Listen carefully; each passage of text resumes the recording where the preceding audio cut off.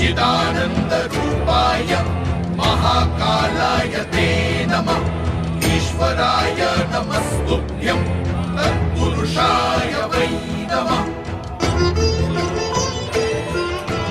सद्योजात नमस्तुभ्यं शुक्लवर्ण नमो नमः।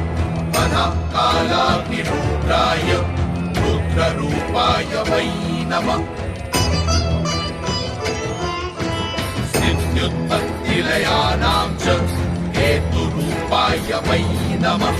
परमेश्वररूपस्थं नील एवं नमोऽस्तु ते।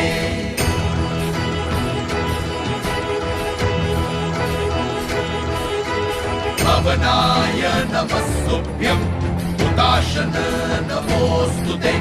सोमरूप नमस्तुभ्यं सूर्यरूप नमोऽस्तु ते। यजमान नमस्तुभ्यं आकाशाय नमो नमः। सर्वरूप नमस्तुभ्यं विश्वरूप नमोऽस्तु ते।